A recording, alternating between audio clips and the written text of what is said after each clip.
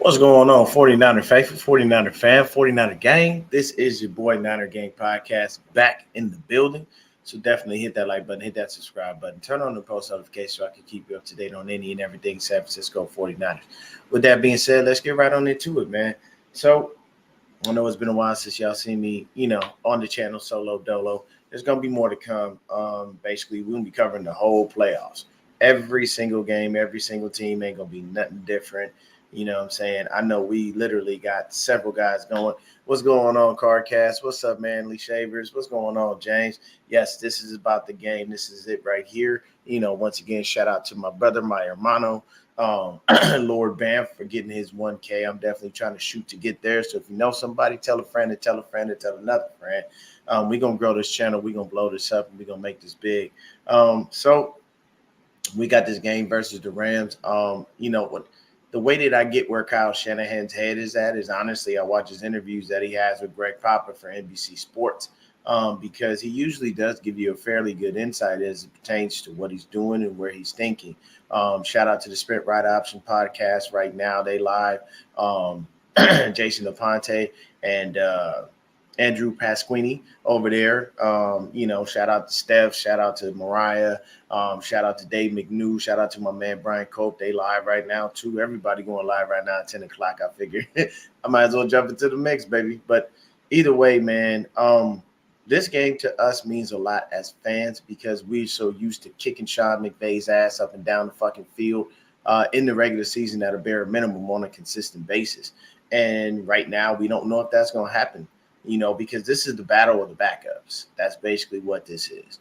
It's Carson Wentz versus Sam Darnold. We all know for one thing is for sure, the other thing is for certain. Brock Purdy will not be playing. He is going to be the third emergency quarterback.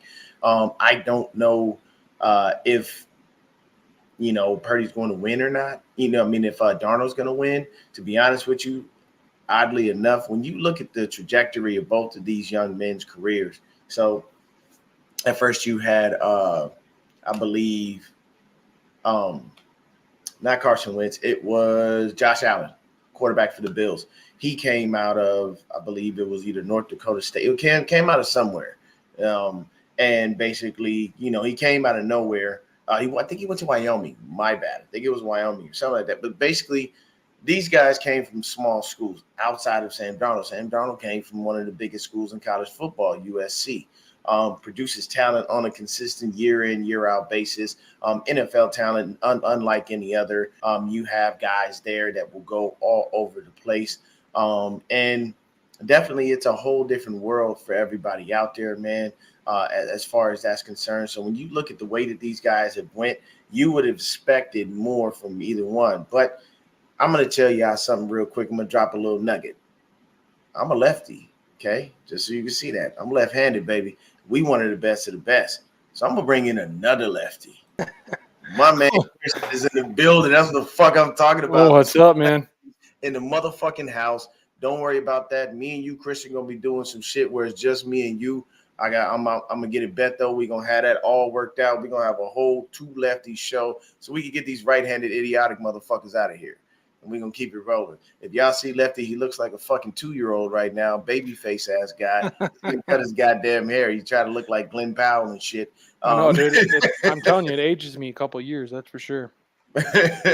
His head, like when Lefty has full facial hair, bro, he looks like a whole grown ass man. When he cuts it all off, this motherfucker looks like a child. But it's I got good skin. What can I tell you? Hey, look, man. You know what I'm saying? I'm not mad at it, sir. But what I was just talking about right before I brought you in, man, was like how Darnold and Wentz had whole different trajectories. Like Darnold was picked to be the savior of the Jets. Yeah. He went to USC. Like he had everything behind him. Carson Wentz not so much. Came from a real small school. I forget where the fuck he went. North Dakota State. There you go, North Dakota State. So another NDSU product. When he came out, he lit the league on fire, and the Eagles thought that was their dude. That was the guy. And Wentz took them as far as they possibly could go. Then he got injured, and we all know what happened. Nick Foles became the savior of the Eagles, brought them that championship with Doug Peterson, and now Carson Wentz is the backup of the Rams. which he's bounced around from team to team and whatnot, seeing how things work. And, Sam Darnold, same thing. He was supposed to be the savior. The only difference is Darnold never led the Jets anywhere. He should have stayed in college longer. Yeah, he didn't do much, man. And I've always stuck to this. I will stick to this to the day I die.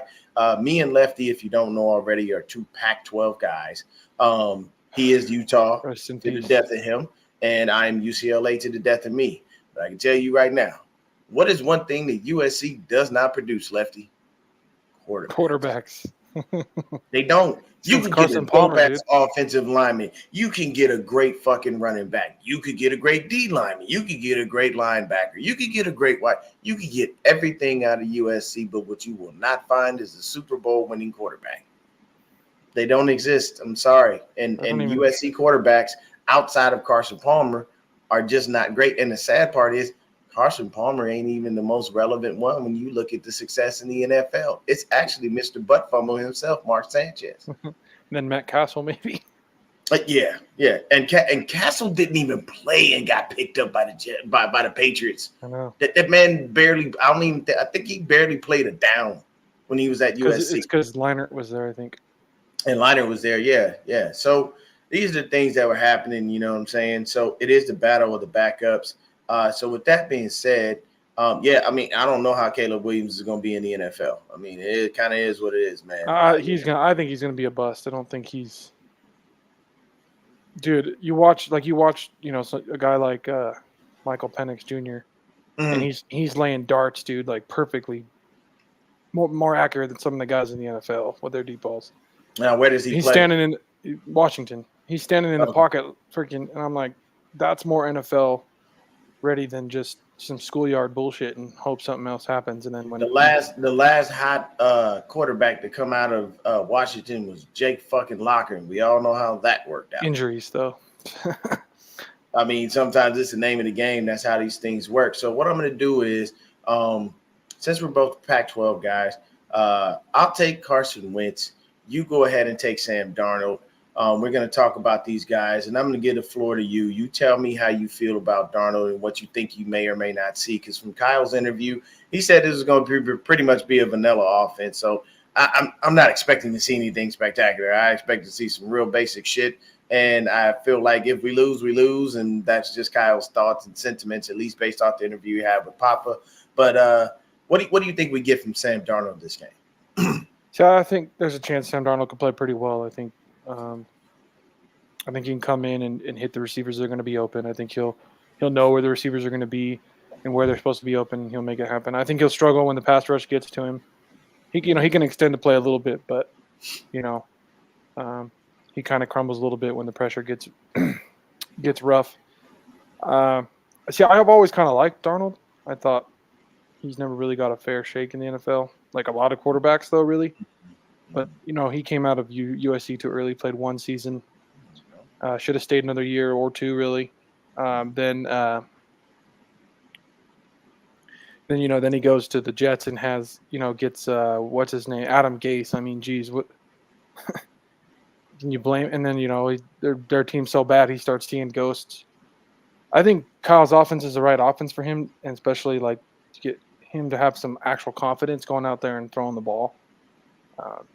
When he came in for Purdy against the Ravens, he looked confident throwing the ball. He was throwing the ball nice. That interception, he was just like, it was the end of the game. He was trying to force it to the end zone. So be it. But I would touchdown pass of the game too. Yeah, I would expect him to play pretty well.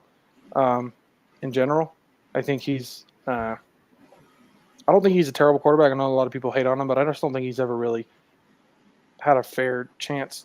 The best chance he had was when he was with Carolina, and that last year in Carolina, he actually finished the season pretty strong.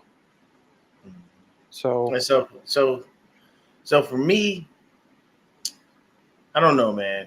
His touch on the ball is his biggest thing. He fucking just Brett Favre's that shit every chance he gets. Yeah, and you can't do that. You got to be able. That's his biggest thing.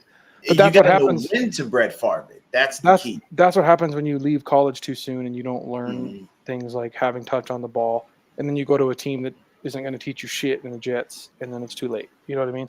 Yeah, I feel you on that one. So for me, Carson Wentz, man, Kyle is 1-3 against Carson Wentz, and it's not good. We all remember the last time we played Carson Wentz in that rain game where we got the shit beat out of us, and we couldn't do anything, but it seemed like the Colts magically knew how to play football for that one fucking game. But that kind of scares me due to the fact that his record is such. When I look at certain stats that, we would have against certain quarterbacks, that does alarm me a little bit. Wentz has had a very tumultuous time in the league. Like I started off saying, he had his stardom with the Eagles. And then after that, he's just been bouncing around from team to team, trying to find a home. He was with the Commanders for a bit. I believe he was with the Colts. Now he's with the Rams. He's just trying to find a home and trying to find a way to be able to make sure that he's the guy that someone relies on. Now, to be honest with you, I don't know. I feel like the one place that they're going to be better than us in, this is the Rams, is having the backups, because the Rams are going to sit guys. They've said it, we've said it. So this is going to be a battle of the backups. That's basically what it is. But I'm going to tell you right now, I do believe Tutu Atwell and Puka Nacua will be on the field. And that is way more formidable than Jauan Jennings, who maybe might play, who has had a lingering. I thought he was ruled out. So yeah, I'm about to look. We're going to go over the out and everybody who's out completely. I think he's questionable, but I've got everything set up so we can pull that up. But that's a little better than a Jauan Jennings and a Ronnie Bell and a Danny Gray. And I think we have unknowns. I think Ronnie Bell's really good, and this could be a coming out game for him. Yeah, I like what Ronnie Bell brings to the table. And one good thing about this is that our backups have been building continuity with Sam Darnold, because that's what they played with basically. So it should help them in that aspect to have some kind of connection for timing purposes. But I don't know how well it's going to work out, because I can tell you right now, I watched Breezy Simulation, and Atwell and Puka Nacua were murdering us. And we were getting killed by the third string guy. But I mean, that's a video game, so you can take it with a grain of salt, because you never know what's really going to happen in real life. But I don't know, man. I think this is Carson Wentz's L, and I think it comes down to being a close game. I don't think it's going to be a blowout. We're not going to win by double digits. I believe we probably win by at least about 7. Maybe it's a field goal type game, something like that. But I don't think we're doing that. You know what I'm saying? And see that 2 lefties from one lefty to another, man. Yep, I'm on my water now, man. I'm on my water, dude. So my thing with Wentz. Mm-hmm. Is you're going to get one of two Wentz. You're going to get the Wentz that turns the ball over 5 times, or you're going to get the Wentz that looks like the MVP. Which one are we going to get? You never know. Like that. That's the thing. Got a Dr. Jekyll, Mr. Hyde type of situation. He could look really good and then look really bad. So it depends on which one we get. Yeah, so we've got the injury report, man. And who's in, who's out. This is the final injury report. Pulled this joint from 49ers Web Zone, so shout out to them for that. So let's take a look at it. Right here, San Francisco 49ers out Eric Armstead, Jair Brown, Ross Dwelly, Gibson, Christian McCaffrey, Ambry Thomas. All of these guys are out due to injury, so that's not counting the starters that we may have to sit. Questionable is John Feliciano, Danny Gray, Jauan Jennings, and Ray McLeod. And then for the Rams, the guy that's completely out is Duke Shelley. Doubtful is Aaron Donald, and that's most likely just because they're going to give him rest. Tyler Higbee, Ernest Jones. Looks like it says coach's decision, so that's another guy they're resting. Cooper Kupp, coach's decision. Note Boom definitely has a foot problem. We're not going to see Matthew Stafford here. We're not going to see Kyrie Williams. So these guys are doubtful only because these are the dudes that they're sitting. So it's good that we don't have to face Stafford. We don't have to face Kupp. We don't have to face Williams. And definitely the fact that we don't have to face Aaron Donald. So when you take a look at it, everybody, these are the guys that did not practice and who were limited. So Feliciano and Jennings did go. Full participation from Aaron Banks, Danny Gray, Ray McLeod, Elijah Mitchell, and Jalen Moore. Why can't Danny Gray get on the field? Yeah, it'd be nice, man, because you picked him up and we ain't seen much of him. But I think the last time I saw Danny Gray was when let him return kickoffs. Yeah, he caught a bomb from Trey Lance, and we all know how long it's been since Trey Lance has touched our field. Dude, I So it's been a guarantee while. you, Sam Darnold would love to have fucking Danny Gray because Sam would hit him right in the hands on a deep ball. Yeah, because Sam does have a big arm. That's one plus for him. But so does Carson Wentz. They both have a big arm. Yeah, they do. And then you've got full participation for the Rams. You've got Brian Allen, Bobby Brown. Oh, what we got to do out here? Talk about every little step I take on the D line. It's this guy, Rob Havenstein. So you've got a few guys there, basically that are showing you that they'll be up. But those guys that we saw for the Rams, those are the dudes that we definitely will have. So then Jennings is out then, right? He practiced, but he's not playing. It didn't say he was out. It just said he was questionable. Oh, okay. That tells me honestly that he's going to wind up not playing. And I think it's just smart, just sitting for the playoffs, bro. That concussion is lingering. Sitting in, but I also get out of it. I also wonder if he needs some game reps to get his physicality back because we miss that physicality. I mean, but that's just kind of who he is, so maybe it won't matter.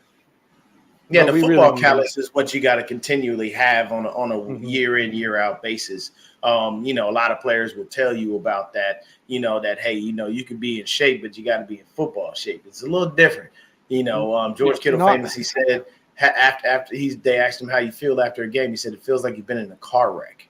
So it takes a lot.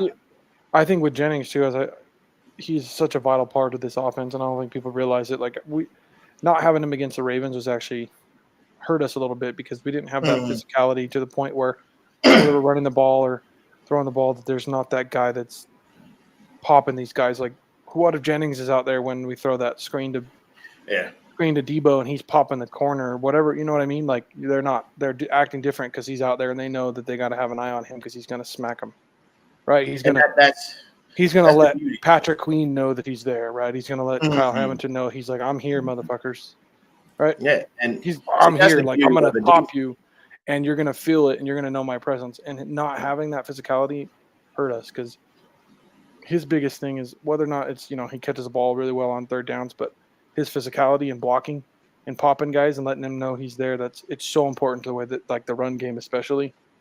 It just we need him for the playoffs. Yeah, because these guys, there's a certain thing that they bring to the team, every last one of our players. When Debo's not out there, teams know that they don't have to worry about getting bullied and beat up a little bit because Debo will do that to you. Whereas when Jennings is out there, teams know there's a high probability this guy's going to piss somebody off, get us a fucking 15-yard penalty for free because he knows what he's doing. He understands the aspect of making someone mad, but at the same time, like, hey, look, I didn't do anything, man. I'm just standing here, So we appreciate what he does, and we appreciate how he actually can make that happen. You know what I mean? So it's a rough go when you have to look at it from missing a guy like that, but at the same time, the other guys just have to step up. The next man up mentality has been here since we've had Kyle Shanahan and John Lynch here, man. Unfortunately, they brought us back to prominence with us being consistently playoff contenders and possible Super Bowl contenders. But the one thing that I can say that's been negative with them is, unfortunately, they brought injuries as well. Since they've been here, we have been the most injured team in the league. And I get that injuries happen, but it's been different. Dude, I think Mike McDaniel took that with him to Miami. Their injuries are crazy. We've been mostly okay with injuries this year. I mean, we've had a couple, but not as bad as we've had. I mean, before. This year has been okay, but I'm saying over the period of time that Kyle and John have been like here, you think like the best. One, you think like one of the oldest guys on the defense, if not the oldest guy, stayed healthy all season with Gibson, right? So, and now he's out because he's got the hamstring thing. But at the same time, he's got a hamstring. I thought he was just sitting because he's old. No. They say it's a hamstring situation for him. I didn't realize. Okay, so never mind. I guess. Damn it.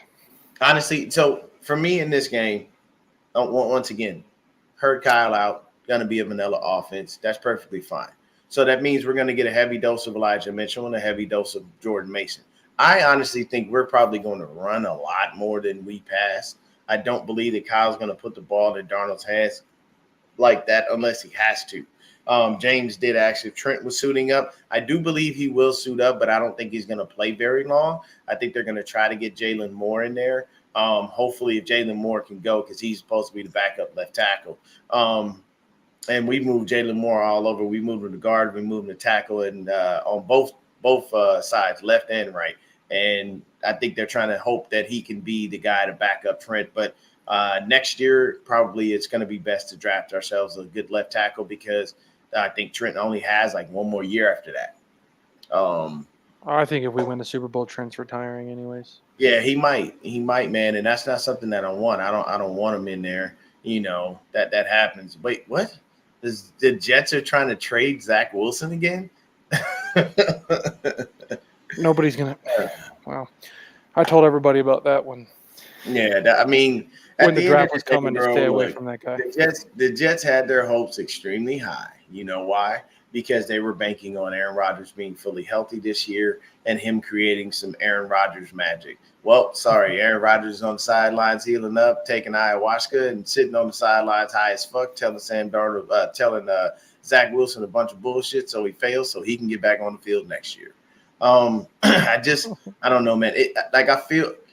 The reason that I feel for the Jets is because I like Robert Saleh, and I feel bad that the guy has to endure the continual losing. He's got that defense right.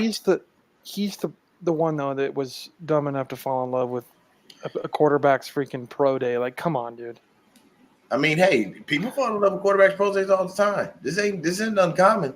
I know that history. If history serves you right, you don't do that because it's only going to kick you in the balls later. You know what I mean? Yeah, but that's the thing with it. Nobody really listens. I mean, I can't blame him too much because I was literally telling our guys, like, go watch his film from the year before, not just based off this year when he played a bunch of scrub teams. Go watch him play the Pac-12 teams and the SEC teams that he played the year before. That's going to tell you more of the kind of quarterback he is, not playing a bunch of nobodies that aren't even going to play in the NFL. So yeah, man, and it's a rough go because you don't want to continually have to deal with that. You know what I mean? Cycling through quarterbacks is never a good thing. That means your franchise is not on track and that you have not found the guy. And see, I'm a little bit different. A lot of people like to build the defense and then build the offense. I'd rather build my offensive line. And then I can find a guy who can stand behind a solid-ass line and figure it out. I'm not like the Texans? Yeah, it makes sense. They got one of the best offensive lines. Yeah, I mean, for me, and then Trenton Williams himself said he loved Laramie Tunsil.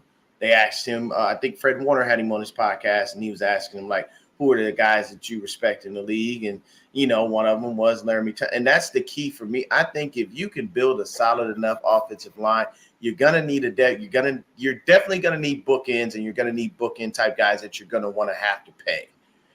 Your interior guys, they just have to be your dirty guys. That's how I think of it. Like, your guards and your center have to be nasty. They have to be those maulers. Those are the dudes that are pulling and moving and going here, going there. They're doing all of the motions and shifts and everything that you see that Kyle does. 90% of his work on the offensive line truthfully comes from those guards in that center. Because the center is the quarterback of the O-line, but the guards are the ones that do all of the athletic stuff, which is why we never saw Aaron Banks in the first year. They wanted him to get his body right so he could do all the stuff that Kyle was saying that he wanted him to do. And Kyle only likes offensive linemen that are athletic. You can't be just a regular basic dude when it comes to that. But in this game, man, I decided to go ahead and pull up the Rams. Well, the one thing can we see in this game is them actually give, Chase Young some actual time. Yeah, like let him start, bro. It's been bugging the shit out of me, and I don't know if they're waiting. I don't know why they keep doing. He's not getting enough. He's not getting enough playing time, and it's like the reason we're not seeing the numbers is because he's not even getting a chance to get a feel of the game because he's only in there for a couple snaps. Dude, they need to let him and Bosa fucking work and only pull them out when they're tired. Rotate it that way. Stop putting the other guys in and starting them. Like, I don't want to see Farrell in there over fucking Chase Young. I'm sorry, I don't. Yeah, and I think that's what it is. They fell in love with Cleveland Farrell. And Farrell has been the guy starting opposite Bosa this whole time. But I'll tell you this. If you're smart, what you do is you could go ahead and you could put Randy Gregory on one side and put Chase Young on the other. That's still a formidable edge rush, believe me, because Gregory can get off the ball very quickly. The one thing that we have to worry about in this game, to be honest with you, is Carson Wentz's mobility. He's a little more mobile than Sam Darnold ever was in his career. Now, Darnold can move a little bit, but he ain't as mobile as Carson Wentz was. Wentz can get out there and boogie a little bit, so we got to be careful about that. Not to say that he's going to be running all over the place because it's just not who he is, but in that same vein, I don't want to wind up having it to a situation where we're kind of stuck like Chuck on that one. Let me see if I can adjust this. I just want to see Chase Young get in a rhythm and see what he looks like in a rhythm, because all season he's been in and out. And it's like, well, I want him to start in the playoffs opposite Bosa, and I want the Bash brothers to go to work, because I feel like they're going to dominate the games in the playoff. They're going to be the reason we win games, and they need to be playing on the field at the same time. We need to stop starting other guys over Chase Young. Like, these guys are nowhere near Chase Young's level. Can we stop putting him in for only? Yeah, he's got to get more. He's got to get more burn now. Shout out to Mariah, Steph, and there was a female Rams content creator that they had on there. She made a very, very good point. She said that when Kyren Williams doesn't play, the Rams lose. So let's hope that's the issue. So Royce Freeman is going to be the guy for them. You'll probably see a little Darrell Henderson Jr. too. Freeman only has one touchdown, as you can see, not very many yards. He is averaging 4.3 yards a carry, so that's not that's nothing to scoff over. Now I can tell you right now, this guy Puka Nacua, he tore us up the last couple of times we played him. He is not to be overlooked. He leads their team in receiving. He's their only 1,000-yard receiver. Cooper Kupp didn't play all those games, so that's why he didn't get there, but he was still almost there. Puka Nacua's got 5 TDs, and then you got Tutu Atwell. He's got 3 TDs, but he's barely at 500 yards. You'll probably see more of these guys, Demarcus Robinson, and maybe even this Austin Trammell kid. You'll probably see those guys, and I don't believe that Puka Nacua and Tutu Atwell are going to be in there too long. I honestly think they're going to wind up in a situation where they're in for probably maybe the first quarter, and then they snatch them out. You know, I don't see them really giving them a lot of work. I wish Brock was getting one quarter, to be honest. I do too, but then at the same time, you know what, man, let the kid rest. I honestly feel like we have some players on our team that don't need that in-game, type of situation. I'll say this: just go out there, just be mindful. Still have your little headset on or whatever you got, and make sure you're paying attention to the plays and just help the guys out that are out there playing. That's all you can really do. I'd like to not believe in Russ, but I was watching, game day this morning, and it did make me worse. I'm just kind of hearing what Kurt Warner was saying and Mooch was saying. It's a little. What were they saying? Talk about it. Just kind of like how Russ can happen, especially for the quarterback position, taking 3 weeks off pretty much, without playing, and it's because football's so much about rhythm that taking that much time off can mess you up. Kind of the same thing they were saying about Lamar Jackson too. It's kind of like both quarterbacks, like how it's going to affect them not playing at all. Well, the first thing Lamar need to do is win a playoff game. Start there. I think he has one. He has one win. He has 1-3. I think he's 1-3. Yeah, but I mean, 1-3 in your whole career, and you were the first guy to be voted unanimous MVP ever overall, bro. You need to step that up. I'm sorry, because as amazing as Lamar is, you don't want to be that dude that's that great. I think Lamar's I feel like he's a huge feel guy. Like he said last time he took those 3 weeks or whatever, and they had the one seed and lost to the Titans, he never felt good one time. Yeah. Like he never felt good in that game. It's like, so I feel like his game is a lot of feel and kind of just, so he might struggle. I'd like to think Purdy's the kind of guy that it doesn't matter because he's not phased mentally. And him getting some time off is a kind of a reset in a sense where, he's get fully healthy, be good to go, and mentally he'll be okay. Because he didn't really have much of a off season, didn't have much of a training camp because of his elbow. Came in and started hot. So I'd like to think that's the case for him, but you never know. But it's also Kyle Shanahan's offense is so quarterback friendly that he'll find a way. He'll find a way to get his quarterback in a rhythm coming off 3 weeks. And I still think we're not going to have that type of an opponent in the divisional round. I just think one of the Well, I it mean, feels we're like number one. one So we're of going to be the lowest seed. yeah, but regardless. one of the wild card teams is going to win, whether it's the Mhm. the Packers or the Seahawks or the Rams. Yeah. Yeah. Like, So I'm going to definitely do some reporting on the whole playoff picture as soon as it's set, which I believe it will be set after Monday night. Because that'll be the no, last. well, Sunday night. Sunday night. Oh no, There's no there's no games Monday because Yeah, of the yeah. Okay. national So, yeah. national championship. So National championship, yeah. I probably won't be watching that. I don't watch enough college football to even care about the national championship. And honestly, I feel like the way that the college football is set up, man, there's so many different conferences that you can't do it like regular football, like NFL, because it's just too many damn conferences. You'll never figure out, like, that would be a tournament that would have to start in like October and go into January. Because it's so many goddamn teams, it's so many different conferences. I mean, now that would upset the norm. Don't get me wrong, because you could have somebody come out from, out of nowhere, But I think it's a situation where you have to have a D1 team that's out there doing their thing. College football's got. There's some change that's going to happen. I don't really like the way that it's going. I love college football. There's been years that I've loved it more than the NFL, but the way it's going and the way things are working, until it gets fixed, it's going to hurt.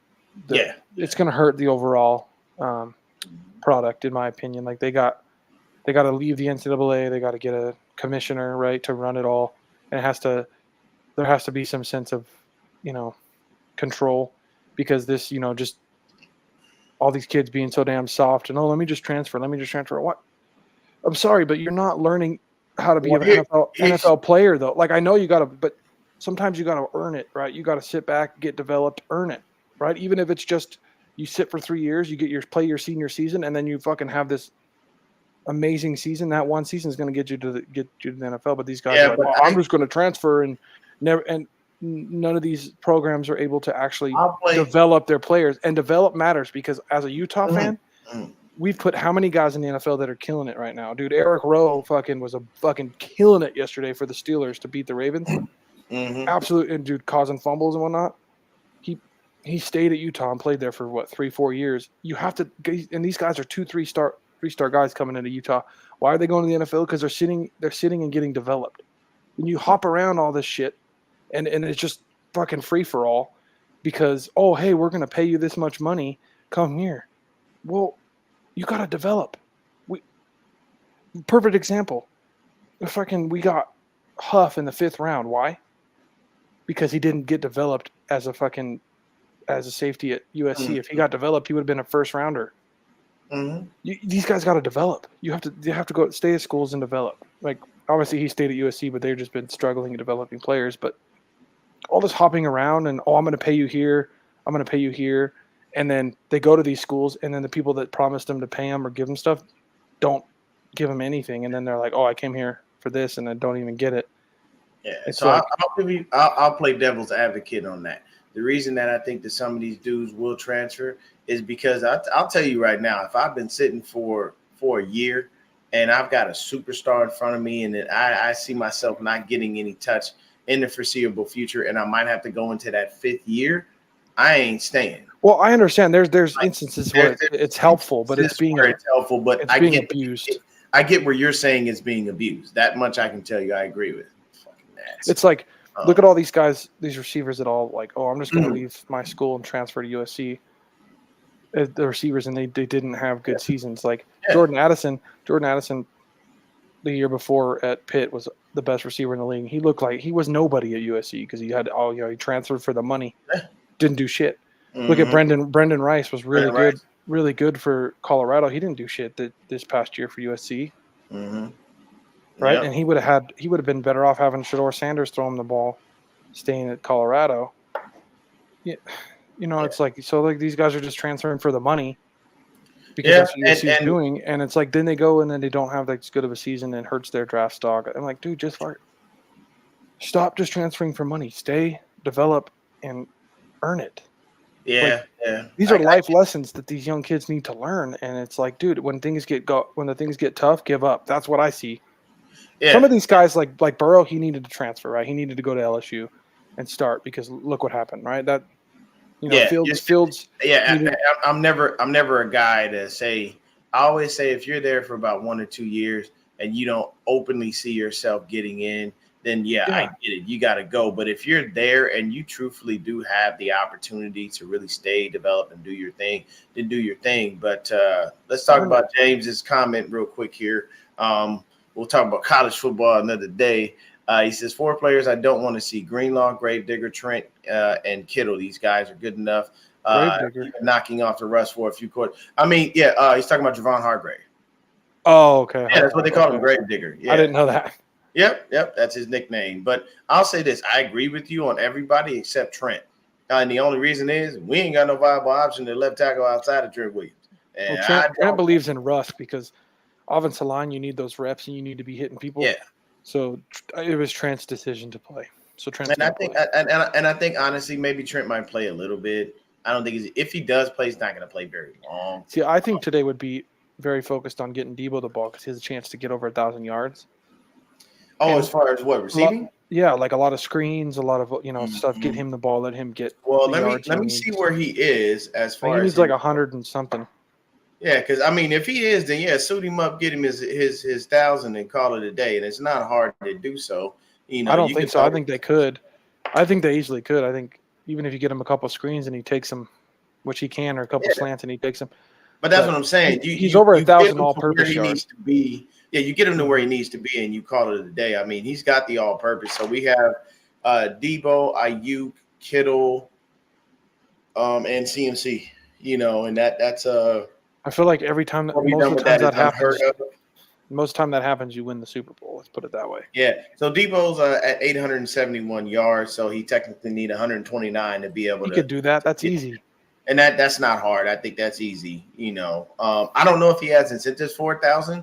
I know they said that a lot of his incentives were based off of rushing, if I'm not mistaken. So, I think we're going to see a lot of Debo today. I mean, I don't know. I mean, because I like the sad part is the Niners have not truthfully come out and said who they're actually sitting. We probably won't know until we see the game. Yeah, but I honestly, dude, I wouldn't be surprised if Kyle actually put Brock out there for a quarter after saying he wasn't going to play because it feels like something Kyle would do. Yeah. Probably not. There's most likely not, but I feel like a lot of the guys are going to at least play a quarter. I think Kittle will play, Ayuk will play, and then they'll sit later on and let the other guys get a chance. Because I believe Kyle said in that interview with Papa, you can only sit about maybe 6 or 7 players at a maximum. So you're going to have some starters out there. But I think what's going to happen is those starters are going to play sparingly, and you're just going to see a lot of the rotation of the backup. So those guys will be dressed because they have to be active on game day because I believe you have to have 48 people active on game day. But I honestly think that it's going to work, the same way that everything else does. I just hope that Carson Wentz doesn't come out and like Kyle Shanahan on fire. And beat us really bad. If we do take this L, once again, it doesn't hurt our seeding. We're locked in. But I would love to see some good things from Sam Darnold. And me, once again, I don't have any faith that he's going to be great. I think he'll be good. I think he threw I appreciate him for throwing that touchdown versus the Ravens. But I just, for me, I have to. I got to battle and grapple with the fact that he comes out of SC and they just haven't really produced great quarterbacks. And then I got to grapple with the fact that his career just has not been great. Now I understand that you gave I won't call it an excuse, but you gave the explanation of why you felt that Sam Darnold hasn't been able to hindered himself in this league. But to be honest with you, man, you got to play with the cards you dealt. And at the end of the day, Sam Darnold had several situations where he could have been better than what he was, and it just didn't pan out that way. I know that Kyle will give all the faith in the world to a guy and whatnot, but, I mean, Kyle fell in love with a lot of damn quarterbacks. It don't mean every last one of them worked out. Let's put it this way, Sam Darnold. I feel confident enough that if he got in a rhythm, especially with the starters, in a game where he was actually – was able to get some kind of rhythm. I feel like he could do what Nick Foles did for the Eagles if something happened to Purdy. I don't think anything's going to happen. I think we're going to be fine. I'm just saying I feel confident enough that if something happened, he could come in and win some games. Like Kyle's offense is so quarterback friendly, and Sam's got a good arm, and I think if he knows where to go with the ball, it'll be fine. And we'll see what happens. Now, this right here, he says, I think Sam, the only QB the Broncos can get next season. Hope the kid does well. I mean, and we want him to do well because we want him to win this game for us while he's here with us. But what I can tell you is, touching on that situation really quickly, man, I feel like the Broncos have done Russell Wilson wrong. At the end of the day, I don't care what you didn't like when you first got Sean there. Payton's an asshole. You can't sit up there and look at a dude and tell him take a pay cut or we're going to sit you on the bench. And we just start winning games. Like we turned our season around. And now you mad because you don't want to give the money up that you agreed to. So at the end of the day, let me tell you something. The contract is an agreement between you and the person who drew that shit up. The person who drew that shit up is just as much responsible for holding up their end of the bargain as you are.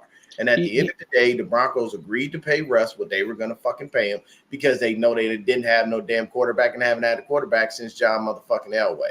Okay, No, they had Peyton Manning. Osweiler's ass, and that motherfucker ain't even in the league. They had Peyton Manning. They won a Super Bowl. They had Peyton Manning, but Peyton wasn't Peyton. Well, he had 50 touchdowns in one season. So yeah, man, but that was that defense more. So I don't really think the second Super Bowl was that defense. The first Super Bowl, their offense is really good, and they just they did good, and it's no disrespect to Peyton Manning. I still believe Peyton Manning is the greatest regular season quarterback of all time. There is no one better. That man, I don't think he does not have a losing record. Sad part is his brother has a shitty ass record in the regular season, but he's almost immaculate in the playoffs. But he didn't make it there very often. So it's like you got the best of both worlds with both Mannings. You got one when he gets in the playoffs, he can't miss. You got one when he gets in the playoffs, it's a 50-50 shot. To be fair to Peyton. No, I ain't fair. Don't do it. Hey, most of the time he lost in the playoffs was to Bill Belichick and Tom Brady. So you have to give him a pass. Like it's not like he was losing. No, you know why I can't give him a pass? Because the brother did it to Bill Belichick and Tom Brady twice. So if your brother with a shitty regular season can do it twice, but in the biggest game the Colts Patriots was a real rivalry, and it was. But at the end they saw each other never a lot, right? Never got the best of them. The Patriots didn't know much what to expect, and didn't really know that Eli Manning was going to be fucking Houdini. Two times they played him in the Super Bowl, honestly, those are probably two of the most clutch Super Bowls any quarterback has ever won in the history of the game. Yeah, man. I mean, two of the most clutch plays in history. Yeah. And Super Bowl history. And the craziest shit is the first clutch play. He didn't even know where the fucking ball was going. He just heaved that. I think he saw bro, the receiver, but then he just was like, I'm going to get it up there. Says, there is no. I watched that play a billion times. I'm telling you right now, he chucked that motherfucker because he didn't know what the fuck he was in a spin cycle. Literally. Like he was in a spin cycle. And when he came to that motherfucker, he was like, okay, I know that I'm supposed to throw the ball that way. Most exciting play in Super Bowl history. Oh, guaranteed. Oh, my God. I don't care what nobody says. If David Tyree is anywhere in New York and y'all ain't taking care of that cat, you're out of your fucking mind. Oh, they do because you owe that dude. They do because that catch is almost near. I listened to the Carton show. And and Victor Cruz is on there, and he's like, dude, he never paid for a meal in New York. It's the same. I'm sure. Like all those guys, it's all the same. But that's like somebody seeing Joe Montana in San Francisco at a bar and not saying, "Hey, man, let me pay for your drink." Yeah, you're gonna pay for Joe Montana's drink. He brought you 4 fucking Super Bowls. Yeah, you're definitely gonna do that. Yeah, if you those are things that happen, and there's guys that just have certain pull wherever they go, man. But honestly, I think this game is going to be a really good battle of the backups. Hopefully, we see a good mix. And I honestly like these games in season because it tells me what I have in the guys behind the guys that are starting.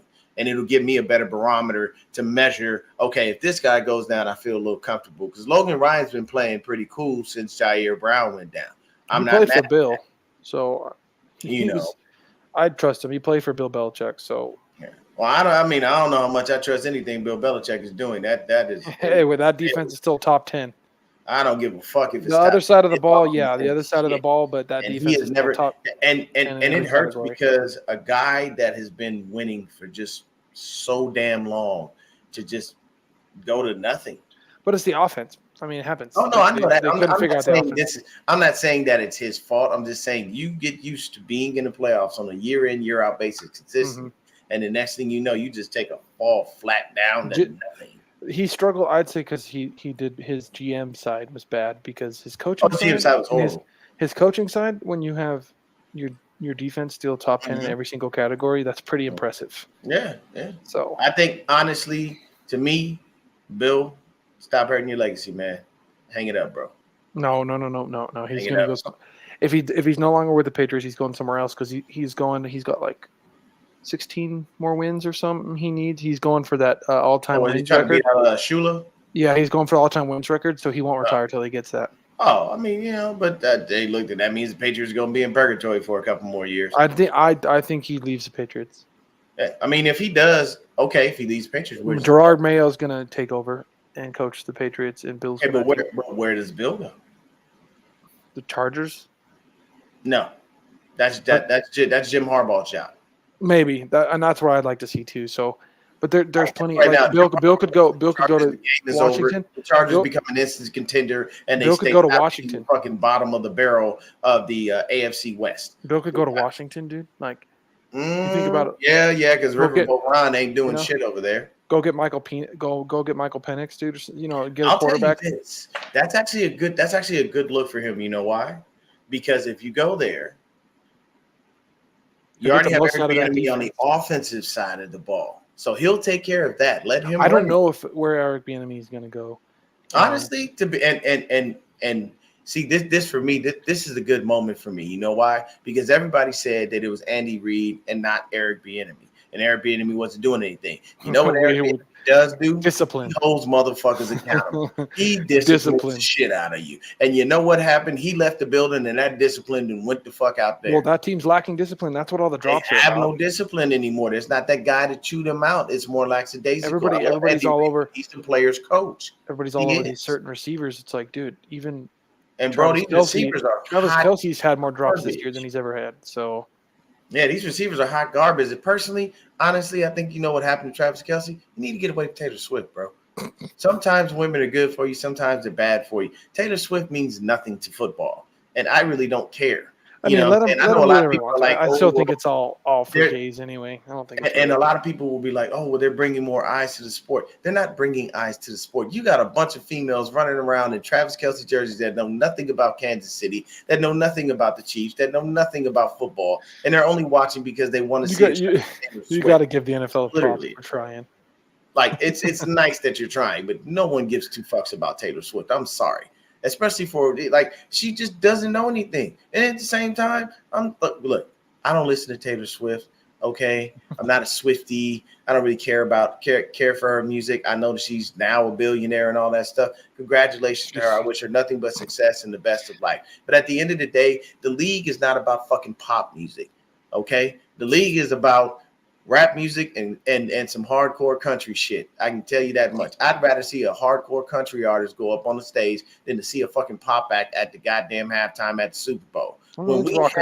I'll tell you this, when the Rams went to the Super Bowl, you know the only reason I watched that motherfucker was because I knew the halftime was going to be some gangster shit. I knew Dre was going to be there. I knew M was going to be there. I knew 50 would be there. I knew Kendrick would be there. And Uncle Snoop was there. Why wouldn't I watch that? I'm born and bred L.A. I love that. I don't understand how we don't have more rappers doing halftime shows in the NFL when 90% when a good 70 to 80% of the league is black. And it's hard to do it though, because if you're the good hip hop, at least in my opinion, you can't really have them go up there and do a halftime show. Because you ain't gonna look. When it comes to hip hop, for me, it's gangster rap. I grew up. That's what I listen to. Like I'm hardcore like rock and roll, but when it comes to rap, it's gangster rap, and you can't do that at the halftime show. Now, tell me this: if you had to pick halftime at the Super Bowl, a rock and roll group, who would it be?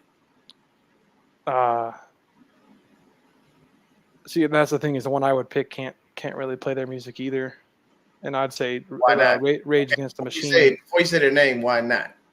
Rage Against the Machine. Well, why can't they play it? Oh, well, yeah. Yeah, that's so. If I was gonna say like now I'd say like Greta Okay, Van Fleet. Greta Van that- Fleet could do it because they could fucking rock, dude. I seen them Who? live. They're Greta Van Fleet. Never heard of them. You have to They're send this band. It's like three brothers, and then they have the drummer's not related to them, but they. I'll tell you this: if it they're- was me, I had to pick a rock group. It'd be Led motherfucking Zeppelin. Well, That they're dead.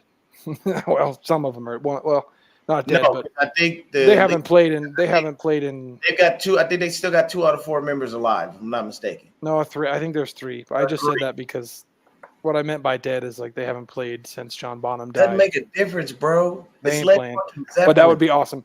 But like That I'd say, Red Hot Chili Peppers would be sweet, Oh my especially god. because John Frusciante came back. That would be a really, really good one. Oh my god, bro. Um, That's I'm great. trying to think like the Offspring would be sweet.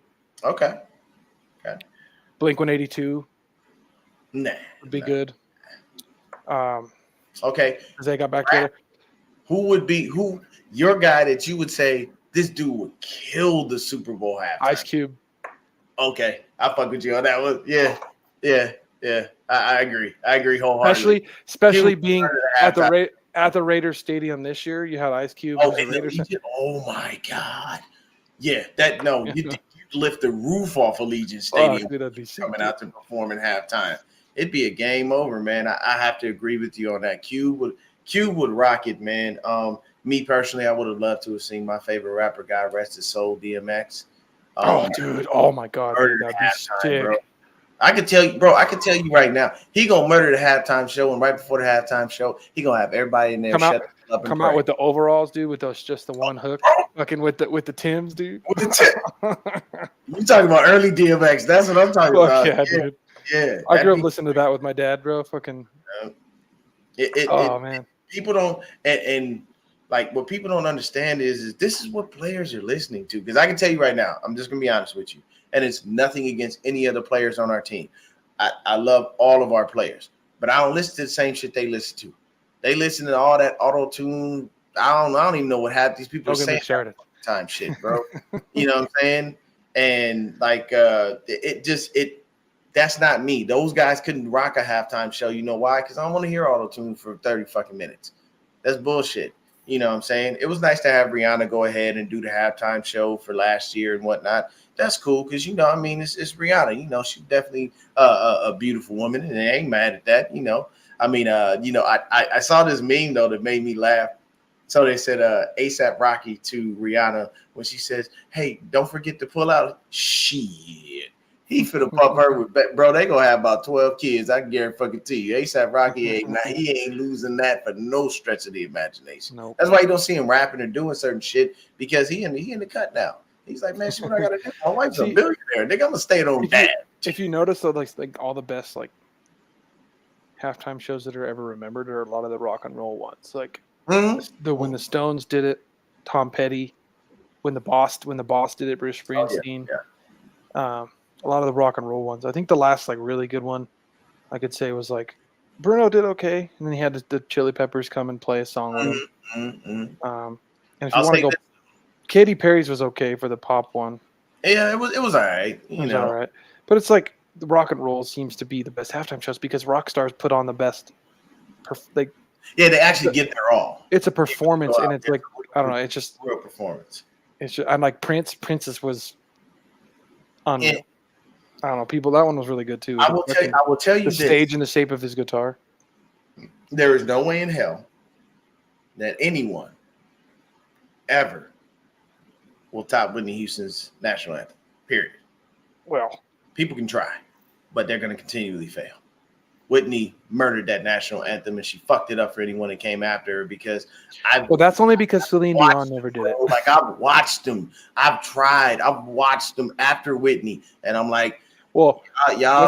That's only because the greatest singer of all time has never done it, and that's Celine Dion. Man, fuck out of here, bro. What the fuck, dude? She is. What are you talking about, bro? She's greatest greatest singer, Celine Dion, bro. That's dude. Come on. Fuck out of here. Come on, let's go. Celine Dion couldn't hands down, dude. On her best day, bro. Hands down. She would never be able to sing that national anthem the way Whitney did ever. Celine Dion ain't even got no soul in her voice. She Dude, put me I'm to telling sleep you. when I hear her music, bro. Oh Like man, dude, that's her not gonna music's fit shit. into. I don't get up and She's, dance. I don't want dude, to. I don't want to her be. ability, I her don't feel ability to like, hit those high notes with the control that she man, has that's is just, unreal. bro. Now I'm telling you right now. I like She Whitney has too, but like, range. I'll give her that. She has range. But I tell you right now, Celine Dion ain't got shit on Whitney. what? I will tell you this right now. I beg to differ. Those two head to head on a national, she would blow her Their out music of is the very water. different. Their music is very different. Their But music is different, but I'm saying from a vocal standpoint. Whitney's only done the high notes on one song, But what I'm most of telling you Celine's is shit is high Celine level. Celine Dion, like it's the style of music and the way that she sings. Just the national anthem don't go with it. It just they don't mesh. Like the national anthem is it's a different type of song. It's a build up. Like there's moments where you got to hold those notes, and nobody her voice would. And I'm just being honest. She can hold those notes though, dude. She can hold the notes, but her voice would annoy me on the times where she has to hold the notes because it's not what I like. What my ears are accustomed to. If I hear Whitney holding the note, I know that note gonna be smooth. It's gonna make me. I'm just saying, but fuzzy the reason nobody's come close to you're gonna let this shit there's go. not many people that can hold those notes. That's why nobody's come close to Whitney, because there's literally like 2 people that can even get those notes, and then one. Like, you don't. Mariah could possibly get those notes, but then like everybody's ears would hurt, and then there's Celine. Hey, I'll tell you this. So I saw something on Instagram where they have Mariah, Christina Aguilera. Christina could too. I forgot she could too. She's got a big voice. She does. I like the fact she embraced her thickness though, because I love it. You know what I'm saying? She's not a very good person. She is a terrible person. Oh, she is. Never heard about this. Dude, stuck up as hell, dude. Like, stuck up to the final. Dude, she put her nose up at you so fast, Dion. She wouldn't give you the time of day. Fuck faces in here. What's up, Tommy? You bitch. I love you, man. The troll of all trolls has entered the building. Jim Everett the Great. You motherfucking. This bitch. You know what, Jim? Hey, spam the comments, man. Tell us who's he's just excited that they have a chance to possibly break the beat us in the Raiders. We're playing backups. He's like, the backups are playing. We got a chance. Yeah, he does, bro. He does, though, bro. He does. Oh no! Well, see, Tom. Okay, that's a better. Now that he's in the building, Tommy, specifically for you, who's gonna sing the national anthem better, Celine Dion or Whitney Houston? I already know where he's going, bro. I know where he's going. Let's see. Rams will eliminate us in 2 weeks. Okay, I didn't ask you to say stupid shit. I asked you to tell me who was playing and who's gonna beat us right now. Oh, Jim Everett the Great came with the realness, though. He said Whitney. Lambs are soft. But he also said the Rams are going to beat us. You're in music. You understand. You got an ear for it. Who's going to sing the better national anthem? Because hands down, Whitney Houston shitting on everybody. Whitney Houston or Celine Dion. I can't do it, man. I can't see her singing the national anthem. I think it would be weird, man. I honestly think that the crowd would be like, what just happened right now? It'd be like Fergie singing the national anthem, man. It was not. It just wasn't. Well, that's different. Fergie can't sing, and Celine Dion's one of the greatest ever. So let's chill right there. I'll give you that much. That one I will give you, bro. But I don't know, man. I'm not. If there's one thing I can say we agree on, Lefty, not really worried too much about the game, whether we win or lose. Not really. Dude, I just think it's funny that they think the Rams are going to beat us in 2 weeks. What are you going to do against the Niners pass rush when your quarterback can't move? There it is. He has given you his answer. It's Whitney. It's Whitney. Okay, but I don't think Celine Dion's done it. That's why we're saying. But so it's hard to. Even if she did it, bro, I'm sorry. I've listened to her. Can we just agree though? The greatest national anthem is not even sung. No, it has been. It's done by Whitney Houston. Period. No, the greatest national anthem was done at Woodstock in 1969. And it'll be never actually be topped. Jimi Hendrix. Have you heard Jimi Hendrix national anthem? I did not hear Jimi Hendrix national anthem. Bro, no. Never heard that. You're talking about on the guitar, like when he did it with the guitar. On the guitar. That is the greatest version of it ever, dude. When he does it like the bombs and the planes and that shit is. Yeah, there's no fucking with that. That's the best. That's the best version of the national anthem ever. For me, like singing wise, Ain't nobody. I mean, I get it. I mean, you haven't even heard freaking Celine Dion do it. I don't think so. I can't. With When the did ear that Whitney I have do for it? music, I When don't. did she do it for the Super Bowl one year? Who? Whitney? Whitney. Yeah, she did it for the Super Bowl. What I year? forgot what year. Let me see. I Probably actually looked before I was too old to remember. I would assume because Yeah. she died. What year did Whitney Houston sing the national anthem? Well, when did she die? In the 90s or 2000s? 1991. 91. I wasn't even born yet, dude. Yeah. So she did it. She did it for the Bills Giants Super Bowl. Uh-huh. Yeah. And I think that was the streak of the Bills losing 4 in a row, right? That was the start. Mm-hmm. Yeah. I feel bad. I feel really bad. Oh, Jim it was 91, Jim, not 93. But let's see here. Oh, he said he has this dude. Bro, I need you to really stop. Bro. Dude, you're kidding me, right? I know you really don't. You seriously. Bro, y'all have been failures 90% of the year. Y'all got. You're not even gonna get past the Lions, dude. Come on, get out of here. Okay? When you know what, Jim, I will do you a solid, bro. When the playoffs come, I'm gonna be talking about every playoff game. I don't want Ramelia Sports Report. I don't want nobody. I want you, Jim Everett the Great. You come on this show, and you tell me about the Rams. And I don't want no trolling bullshit. I want you to really dig deep and figure out what the Rams are truthfully going to do. I'm not afraid of the Rams don't at all. Fear the Rams. No one does. Bro, we kick your ass on a yearly basis. You got us 1 year in the playoffs, and you got your Super Bowl win. Where have you been since? Once again. So it doesn't even, damn, CarCast going in. So I'm sure stupid city. I mean, it is what it is. You know what I'm saying? But nobody's afraid of the Rams. They're not even going to beat the Lions. Bro, they're not going to even beat the Lions. I'm sorry. They're going to play the Lions, and they're not going to beat the Lions. The Rams would be better off getting the 7th seed and playing Dallas. This is a good question. I wouldn't say over IU. IU has how many yards on to be in the Pro Bowl? Yes. Now here's the difference between Ayuk and Puka. Here's the simple difference. Ayuk does more with less. Take it. He can have the Pro Bowl because that's where he's going to play. Ayuk's going to be playing the Super Bowl, so he won't be in the Pro Bowl anymore. Ayuk's done more with less than any other receiver this year. Like way more with less. The amount of yards he has with the as little of touches as he has compared to other receivers. Dude, if he got the same touches as some of these other receivers, he would have 2,000 yards receiving.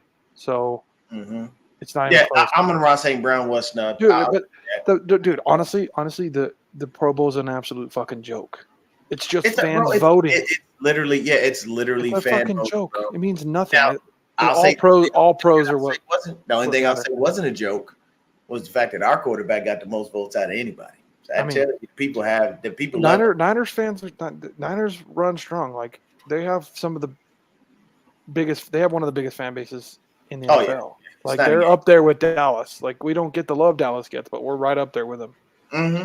Which is funny because like you know how like the recycled stuff on the sports shows is talk about Dallas, talk about LeBron, talk about Dallas again. It's like you could talk about the Niners too. We have almost as big a fan base, but we don't get any love. I will say this: I'll give you that CarCast because Amon-Ra St. Brown is a fucking beast. That much I will tell you. Over Ayuk, no. Amon-Ra St. Brown does not need to be over Ayuk. I don't know. I think Ayuk is fantastic. Not even close. But I don't know, man. I don't know. Dude. No, I'm not gonna hate on you for that. I don't hate on nobody for their opinion. Yeah. I do believe if St. Brown is not better than both of them. Holy shit! Ayuk's the best route runner in the league. He's if you I'll give you this, Lefty, and for you, CarCast. If we could have Amon-Ra St. Brown on one side, Ayuk on the other, and Debo in the slot, game over. Done. You're cooked. But my problem with Amon-Ra St. Brown is sometimes he disappears.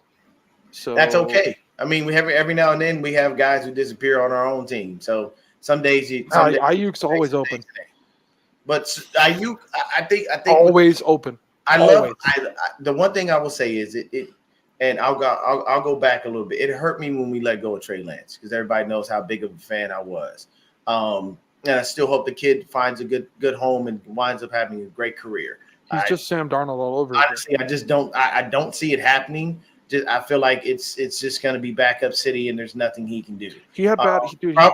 Probably should have took the route that Lefty has been stressing, or that he stressed early in the show, and that is basically probably should have stayed in college at least another for year. 2 more years. At least at You a bare minimum. need to get football under your belt, dude. Like, yeah, get a little more football. But what I will say is Ayuk just he does anything that he wants to on that field, and his routes are only getting better and better and better and better.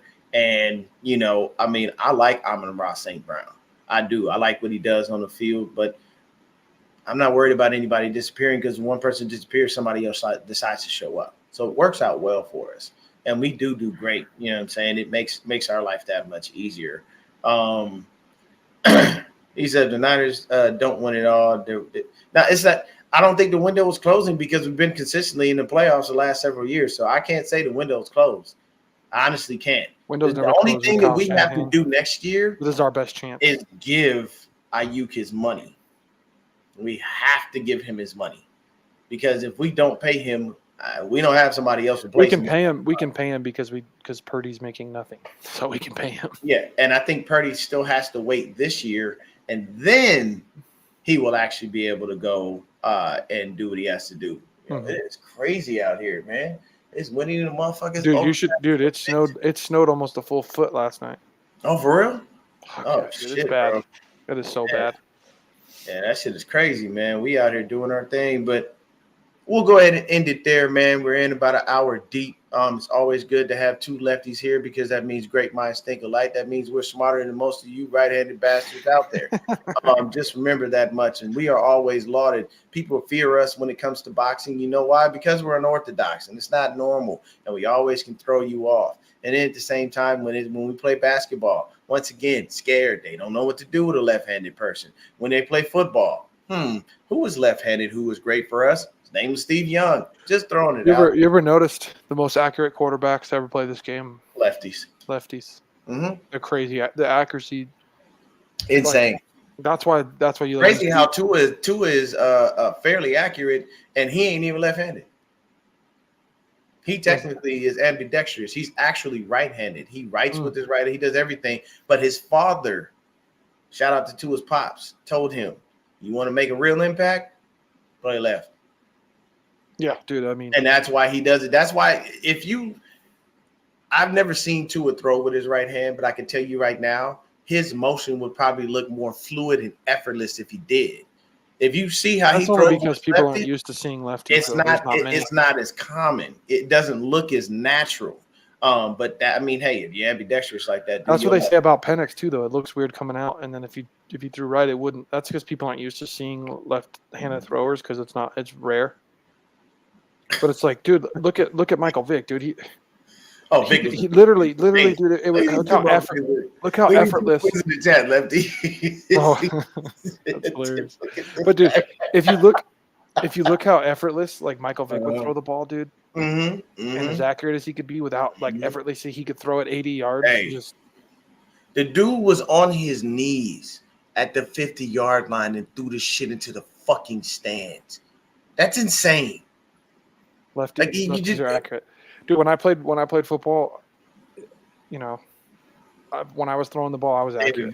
I could drop it right in the freaking. And right see me, man. I kid you not.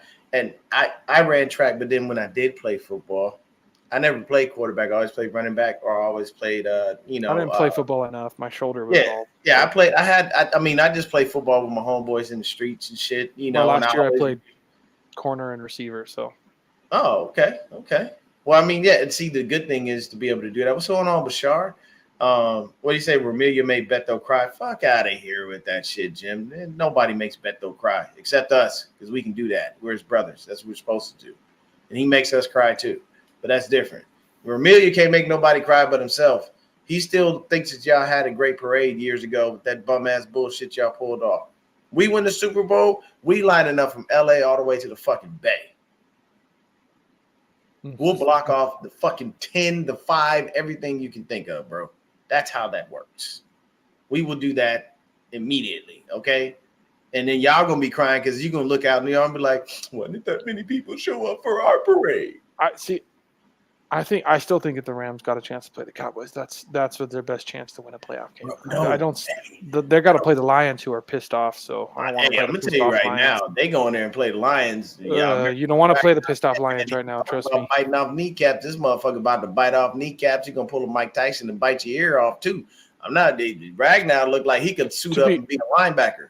To be the best quarterback in the playoffs this year is Matthew Stafford. It's just he can't move around in the pocket, and he's going to take a lot of sacks. But if you want to go by the best quarterback, if you want to go to best quarterback playing in the playoffs this year, it is Stafford. And I'll say that because I think he's a better quarterback than Mahomes. I don't care what anybody fucking says. I've never been a huge, but I've never been a huge Mahomes guy. Yes. I've never ever been. You never been a Mahomes guy. I've never been a schoolyard bullshit quarterback. Schoolyard bullshit eventually. Yeah, you like quarterback. My perfect way to back that up. Schoolyard bullshit eventually catches up to you. This year it's caught up to the and we agree on that because I've told people for years that Patrick Mahomes has literally just been when he had Tyreek Hill, 90% of the time, bro, he was just throwing the ball.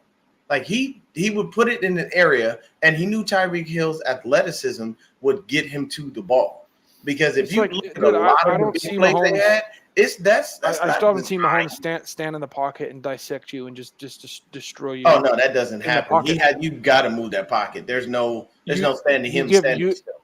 And then then go to Matthew Stafford. You give Matthew Stafford time. You put him behind the best offensive line. You give him time, dude. He's gonna fucking destroy you. Like seriously, all you got to do is give him time to throw the ball. You give him time to throw the ball and find his receivers. There's no chance. The only way you beat Matthew Stafford is pass rush. Yeah.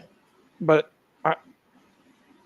it's like these guys that are scramblers and schoolyard bullshit type quarterbacks. If you keep them in the pocket, you're most likely going to beat them. Yeah, because you already know they ain't doing that. I thought when we played the Ravens, we had a good chance because when we started the game, we were keeping Lamar in the pocket in the first quarter, and he was overthrowing the ball. There was receivers open, and the ball was going 5 feet over their head. Yeah, I'll give you this. These guys are good. These guys are good when they escape the pocket and make something happen with their legs. What do you think as soon as it's time to just dissect and read the defense and see what's going on and make the play, it doesn't happen. Yeah. So what do you think about the Ravens picking up Dalvin Cook? I really don't give two fucks. I don't think it's going to do much. I don't think it matters. I still think the Browns are going to beat them in the playoffs. That's what I think is going to happen. I mean, you got Myles Garrett. That defense is number one. Old man Flacco. Yeah. He's playing good. He's one of the better playoff quarterbacks in the history of the league. That much is true. And you got the number one defense in the history of the league, or whatever, I guess technically, with the Browns. Like if you look at that stat that they have, that they're number one overall ever, with rested Myles Garrett because he got this week off. Yeah, I don't know. I think the Browns can beat them. I think the Ravens are a good team, but I think their offense is solely based off what Lamar does, escaping the pocket. Based off of that. And Flacco don't give me no damn nightmares. Why? Because they won that Super Bowl years ago. I can give two just like the Chiefs. Flacco won that one punk ass Super Bowl, and he ain't done shit since then. This is the last time. This literally is the only time that Joe Flacco has been relevant.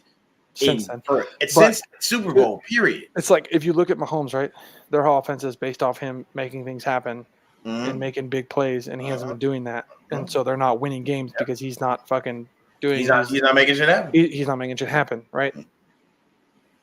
That's why I'm more of a guy where I like a guy that can escape the pocket and extend plays, but I want a guy that can stand in the pocket and dissect you if you give him time. That's the kind of quarterback I like. That's why Burrow's my favorite, because I think he's the most cerebral quarterback in the league when you give him time in the pocket, just like I'd say even Matthew Stafford. But and I just feel like one of the I don't know, I think the way it's been most of a defensive year this year with like quarterbacks not putting up the big of numbers and things like that. The defense have been dominating. I just feel like those teams that fully rely on their quarterback to just make crazy plays, I just don't think it's going to be a good system to win win a Super Bowl. I could be wrong, and I could look, put my foot in my mouth, but that's just what I think.